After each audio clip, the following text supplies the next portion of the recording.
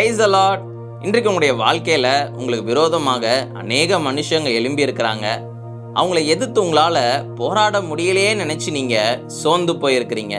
இன்றைக்கு ஏசப்பா உங்களோட பேச விரும்புகிறார்.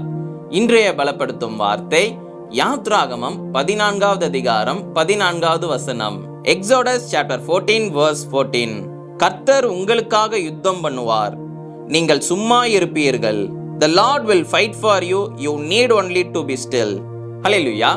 ஒரு வாலிப சகோதரன் இருந்தாங்களாம். அவங்களுக்கு விரோதமாக அநேகர் எழும்பி அநேக காரியங்களை செய்ய ஆரம்பிச்சாங்களாம். அப்ப அந்த வாலிப சகோதரன் ஆண்டவருடைய சமூகத்துல போய் ஜெபம் பண்ணாராம். ஏசப்பா, என்னால ஆண்டவரே ஏசப்பா இவ்வளோ மனுஷங்களை எதிர்த்து என்னால போராட முடியாது. ஆண்டவரே ஏசப்பா, அவங்க எல்லாருமே எனக்கு விரோதமாக அநேக காரியங்களை செய்யறாங்க. அநேக மனுஷங்களை அவங்களோட சேர்த்து கொண்டு அநேக காரியங்கள் செய்யறாங்க. என்னால முடியல, என்னால இனி ஒரு காரியங்களும் செய்ய முடியாது போல, என்னால வெளியே கூட வர முடியல, இப்படிப்பட்ட ஒரு சூழ்நிலையில இருக்கிறேன்.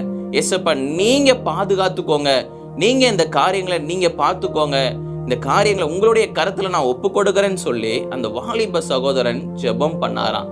நாட்கள் போக போக யாரெல்லாம் அந்த வாலிப சகோதரனுக்கு விரோதமாக எழும்புனாங்களோ அந்த மனுஷங்க எல்லாரும் அந்த இடத்திலேயே இல்லாதபடி கர்த்தர் எல்லாரையுமே விலக்கி வைத்தாராம். அவர் ஆச்சரியமா பார்த்தாராம், எப்படி இவ்வளோ மனுஷங்க எழும்புனாங்க, சடனா எல்லாருமே வேற வேற எங்கேயோ போயிட்டாங்களே அப்படின்னு சொல்லி ஆச்சரியமாக பார்த்து கர்த்தருடைய நாமத்தை மகிமைப்படுத்தினாராம். ஹல்லேலூயா. இன்றைக்கு உங்களுடைய வாழ்க்கையிலையும் அப்படிதான். நீங்க போய் ஆண்டவருடைய சமூகத்துல போய் காத்திருந்து ஜெபிக்கின்ற பொழுது உங்க சூழ்நிலைகள் உங்களுக்கு விரோதமாக யார் யாரெல்லாம் என்னென்ன காரியங்கள்லாம் செய்யறாங்கன்னு சொல்லி நீங்க அவர்கிட்ட தெரியப்படுத்திட்டு நீங்க எதுவும் செய்ய வேண்டாம், அவருடைய கரத்துல விட்டு கொடுத்து நீங்க பார்த்துக்கோங்கப்பான்னு சொல்லி அவருடைய கரத்துல விட்டுருங்க. அவர் எல்லாவற்றையும் பார்த்து கொள்வார்.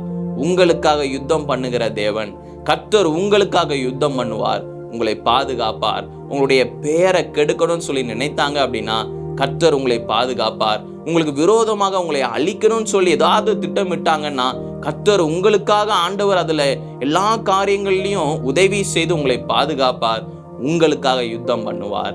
அதனால எதை குறித்து சோர்ந்து போகாதீங்க. ஆண்டவருடைய சமூகத்துல போய் ஜெபம் பண்ணுங்க, அவரை நம்புங்க, விசுவாசிங்க, அவருடைய கரத்துல விட்டு கொடுங்க, அவர் பார்த்து கொள்வார். நாம எல்லாரும் கண்களை மூடி ஜெபிக்கலாம். எங்களை நேசிக்கிற நல்ல தகப்பனே, ஆண்டவரே ஏசப்பா, அநேகர் தகப்பனை எழும்பி வராங்க, அநேகர் தகப்பனே ஏசப்பா சூழ்ந்து கொள்றாங்க. ஆண்டவரே, நீங்க பிள்ளைங்களை பாதுகாத்துக்கோங்க, எந்த ஒரு தீங்கும் வராதபடி பாதுகாத்துக்கோங்க. நீங்க யுத்தம் பண்ணுகிற தேவன். ஆண்டவரே, நீங்க தகப்பனே ஏசப்பா யுத்தம் பண்ணுங்க. நீங்க பிள்ளைங்களுக்கு ஆண்டவரே ஏசப்பா எல்லாவற்றிலும் ஒரு வெற்றியை நீங்க கொடுங்க, ஆசீர்வதிங்க. இயேசுவின் மூலம் ஜெபிக்கிறோம் பிதாவே. ஆமேன், ஆமேன், ஆமேன்.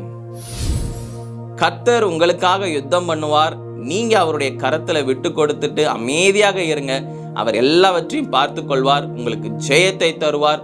உங்களுக்கு விரோதமாக எழும்புகிற எல்லா காரியங்களையும் அவர் நீக்கி போடுவார், நிர்மூலமாக்கி போடுவார். உங்களை சந்தோஷமாக வாழ வைப்பார். God bless you. Have a joyful day.